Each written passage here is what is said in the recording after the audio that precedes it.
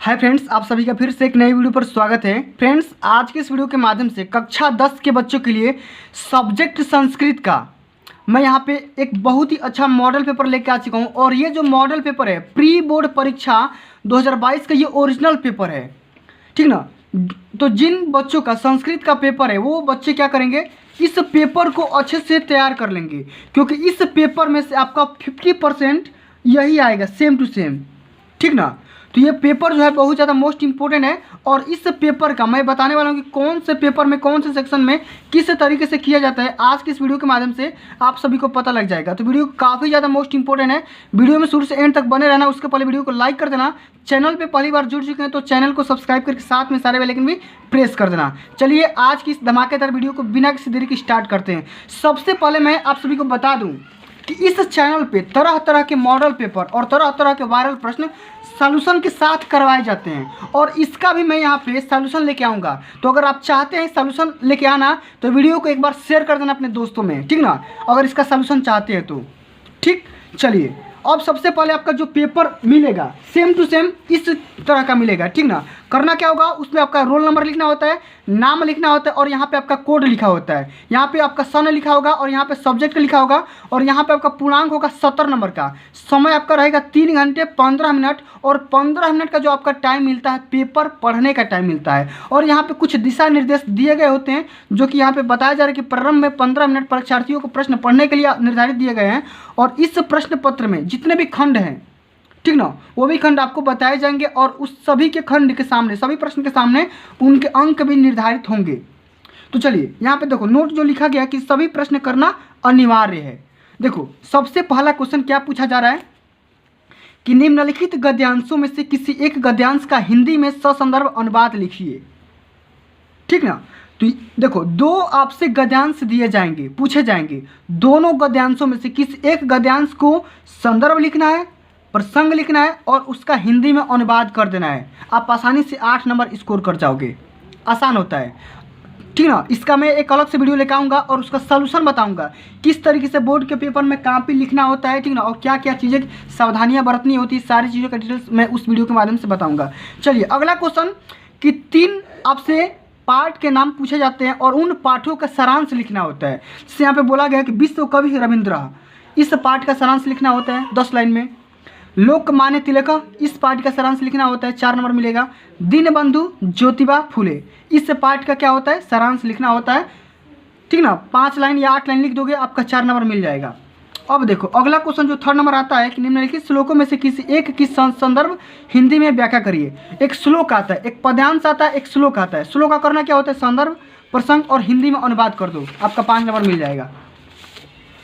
अब यहाँ पे देखो 2 श्लोक आता है, किसी एक श्लोक को करना होता है। 4था नंबर प्रश्न ये बोला जा रहा है कि एक सूक्ति आती है, 3 सूक्ति क ख ग, तीनों सूक्ति करना क्या होता है, संदर्भ, प्रसंग और हिंदी में अनुवाद। हिंदी में अनुवाद का कहने का मतलब कि उसका व्याख्या कर दो, वही आपका क्या होता है, हिंदी में अनुवाद। तो तीनों में से जो आपका आ रहा है उसको आसानी से कर लेना, 3 नंबर पक्का मिल जाएगा, ठीक।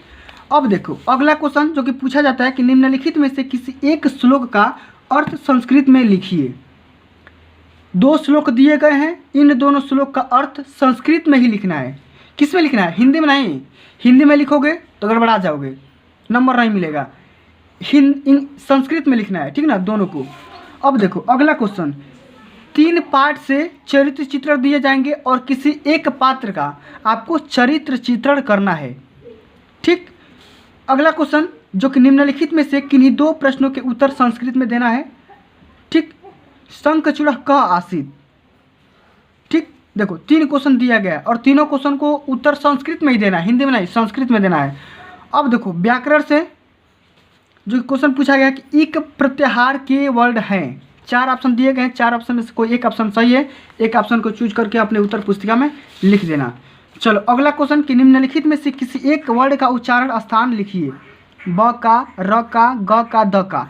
कंठ से होता है कि मूर्धा से होता है कि जिह्वा से होता है, कहाँ से होता है, उसके बारे में लिख देना है। अब देखो अगला क्वेश्चन कि निम्नलिखित में से किसी एक का संधि विच्छेद कीजिए और संधि का नाम लिखिए। चयनम, सदैव, नमस्कार, ठीक। सदैव, सदा धन एव, ठीक। इस तरीके से संधि विच्छेद करना है और संधि का नाम भी लिखना है कि यड़ संधि है कि गुण संधि है कि वृद्धि संधि है, ठीक ना। अब देखो अगला क्वेश्चन कि निम्नलिखित विकल्पों में से सही विकल्प चुनकर लिखिए। गणेश का गणधन ईश कौन सा संधि है? यण संधि है, ठीक ना। तो जो भी ऑप्शन सही है उसको करेक्ट करके लिख देना उत्तर पुस्तिका में। अब देखो अगला क्वेश्चन कि निम्नलिखित में से किसी एक शब्द का रूप लिखिए। नदी का, राजन का, पितरी का।